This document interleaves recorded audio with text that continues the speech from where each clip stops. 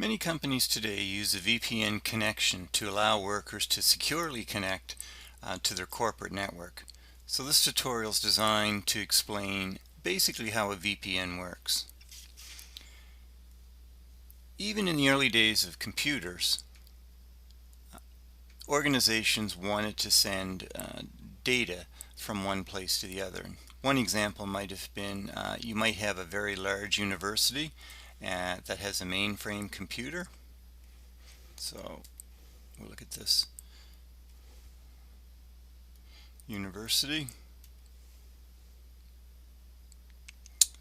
and perhaps there's another university in the city some distance away, and it just has a terminal. It can't afford a mainframe, but it wants to be able to send information to the mainframe to be executed and then get the output back.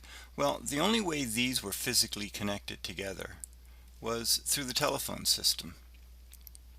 So people used to use what were called leased lines. If you wanted any type of connection which was guaranteed, you could have used the basic phone system where you dialed up, but that wasn't quite as good as having sort of a dedicated line. So in the early days, connecting two organizations or a remote user that wanted to be sort of permanently connected to an organization that was separated by geography was done through leased lines. Now, one of the problems with this was the expense. So one type of leased line which two organizations could connect together was something called a T1 line, and T1 had a rate of about 1.544 megabits per second. Not much by today's standards, but a line like that locally might have cost you $300 a month. And if you were trying to connect organizations from, say, one side of the United States to another using a T1 line, yeah, you could pay up a whopping $8,000 a month. So the lease line concept was good for the telcos, but was pretty expensive for organizations. So what happened is a new technology evolved called virtual private networking. And virtual private networking was a way to securely connect one organization in one area to another remote area, and do it in a secure fashion. That was the whole purpose behind virtual private networks. Now, leased lines had that security built in. It was a dedicated line from one place to the other, so it was difficult for someone else to sort of tap into that.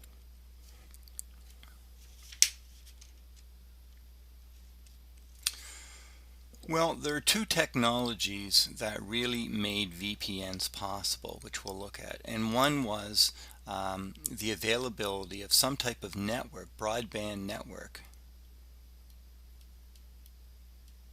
that was available to the public at a cheap cost. And this was the development of the internet. The second was a bunch of standards that could be used by various manufacturers so that different equipment could work together to produce this VPN connection.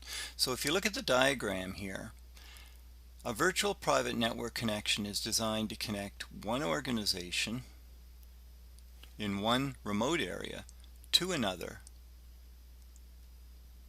but it's using this public network in between because the public network is cheap and it's reliable. The logical equivalent, what we want here, is this is going to work just like a leased line where you have an organization here, and it's just as if it's hardwired to the remote location.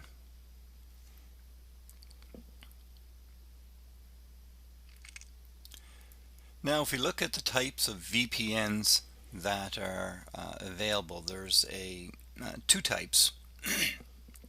This is called a remote access. Really, they're pretty well the same thing.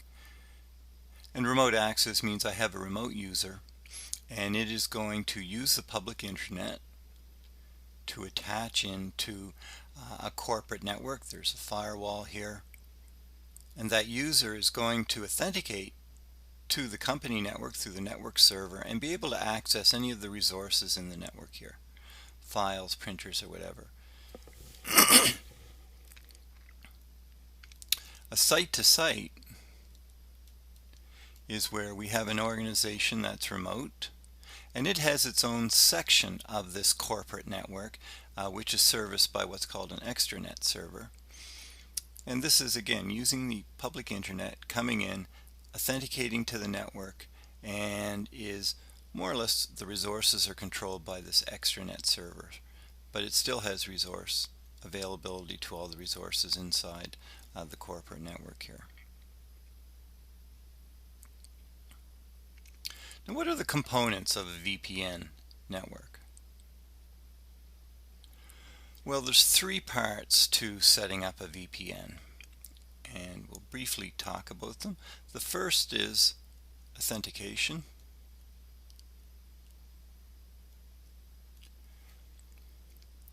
The second is tunneling. And the third part is encryption. These are three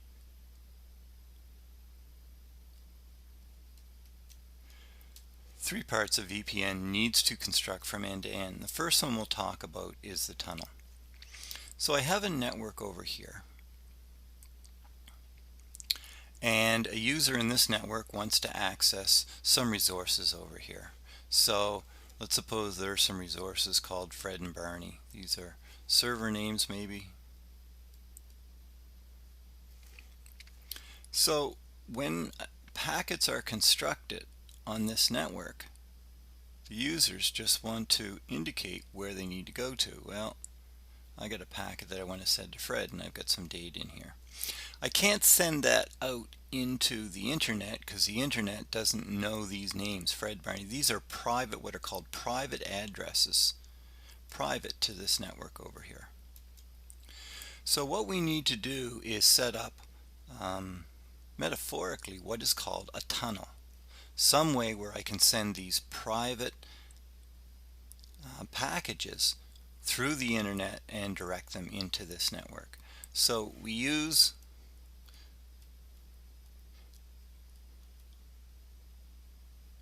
encapsulation, and all encapsulation means is that I'm going to take that packet and I'm going to put it inside a larger packet with some headers, and the addressing is going to use what my public internet network here is going to accept. So I've encapsulated it. I've used the public network to transmit that packet over to a VPN server, which will accept the packet, which will unwrap it and send that packet back into the private network and deliver it to Fred, whatever server here was named Fred. So that idea of encapsulating what are called private protocols or addresses, wrapping them up using the public internet to send them to another network is called tunneling, and there's various protocols to do that.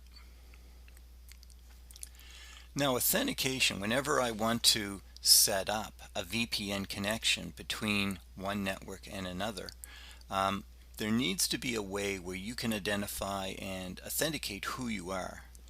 Am I who I say I am? Because this VPN connection only wants to allow connections to members of its organization. So it makes a request through the whole system of setting up a VPN. A request is made. The VPN server will say, who are you? Okay, I'm Jack, and this will say what's your password. A password or some type of authentication mechanism will come back, and it'll say, okay, I know you're who you say you are, and so I'm going to continue to set up the VPN connection. So again, there are many protocols, many ways or methods that I can use to authenticate. Now the third part of this is encryption, because even when these packets go out and even when they're in the tunnel, it's possible for those packets to be viewed by anyone sort of with some sniffing software out here on the internet. So we want to encrypt. And there are many, again, many standards and encryption protocols. AES is probably one of the highest one, and you can use 128-bit encryption or 256. You could use something called DES or triple DES, and so there are a number of different protocols that you can use to encrypt your packets. But these three things are necessary to set up a VPN connection. So you have a tunnel which is delivering the packets from one end to the other. Authentication is allowing the end user, the end VPN server to verify you're who you say you are, and encryption makes sure that if anyone in the public network is viewing your packets, they'll just see garbled information. It's all encrypted and they won't be able to get it. So that's what a VPN is. In the basic form of a VPN, it's using a private network, it's using a public network to make an end-to-end connection between 2 points in a secure fashion. So we're going to look at an example of how a VPN gets set up. So we have a remote user here. They have a network card and they have an ISP. And the ISP is using a 192.168.0 network here. And if this remote user, which only has one network card, we're going to send a packet to apple.com, it would simply send the packet normally out through the network card and through the internet and to apple.com and backwards. So it would just use the normal network card. But now the remote user wants to attach to the corporate network over here using a VPN connection. Now there's many parts to how this all has to be set up. Well, we have a VPN server here, and VPN's server is going to use a bunch of different protocols that it can support. And three of the major protocols that it could use is one by Microsoft called point-to-point tunneling protocol. It could use something called IPsec, I think sec for security. And IPsec is really a framework which allows you to use a bunch of different protocols. You get to select which authentication protocol you wish to use. You get to select which tunneling protocol you wish to use, and you get to select which encryption you wish to use. Another protocol which is popular is called the Layer 2 tunneling protocol, and it was really responsible for setting up a tunnel, but allows you to use any encryption and authentication you wish to use. And often the Layer 2 tunneling protocol is used with IPsec, and IPsec does selects an encryption protocol and an authentication protocol to use. So sometimes you'll see L2 tunneling protocol used in conjunction with IPsec. But regardless, your VPN server has to use one of these protocols and within, or one of these systems, and within one of these systems like IPsec, you have to make sure that both ends are using the same components inside the protocol suite. So sometimes it can be difficult, even though there are standards, it still can be difficult to get all this set up properly. The point-to-point tunneling protocol by Microsoft has sort of standard defaults, and it's easier to get working with clients. However, it is less secure, and so most security analysts don't tend to use point-to-point tunneling protocol. But if you don't have high security requirements, point-to-point tunneling protocol is built into all of Microsoft servers, and it's easier to use. So in all operating systems today, whether it's Linux or OS X or Windows, there are VPN clients built in. And so I can set up, and we'll show in a later tutorial, how to set up a VPN client. And when we go to set up a VPN client, we first have to specify this network, which requests a VPN connection being made, and that's handled through this VPN server. So one of the first things that happens here is the authentication phase. As a client, I'm making a request to set up a VPN connection to this company, and the company is going to ask for a username and password. I set that up and send that information, and then the VPN server is going to send me back an IP address.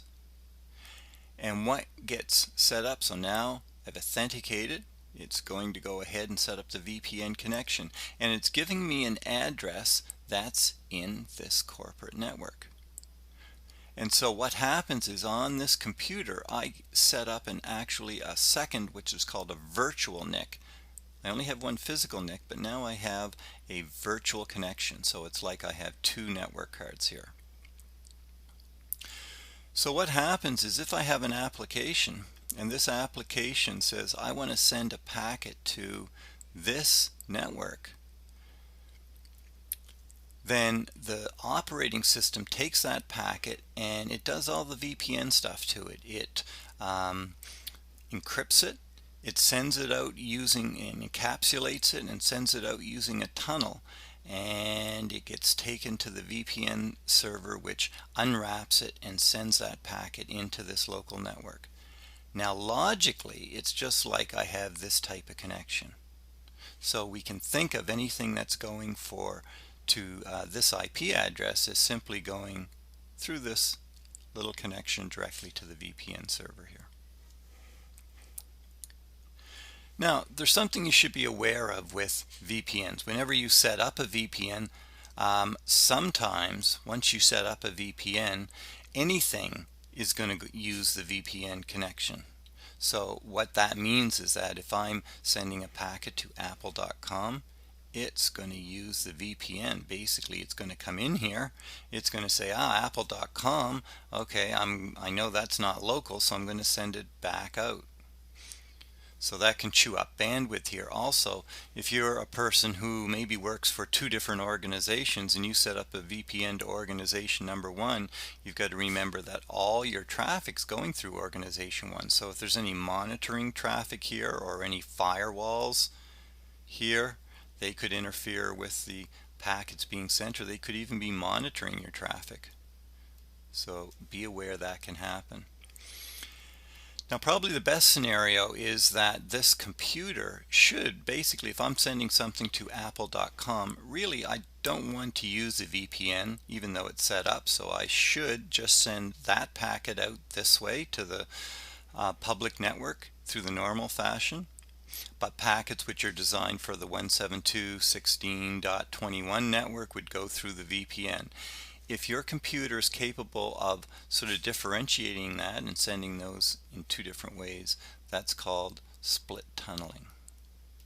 And usually you can configure your VPN to split tunnel so that any traffic that's not designated for this private network is not going to be encrypted, wrapped up, and sent to this VPN server. So that's briefly how a VPN works in any computer system, whether it's OS 10 or Windows or Linux. It's all going to work this way.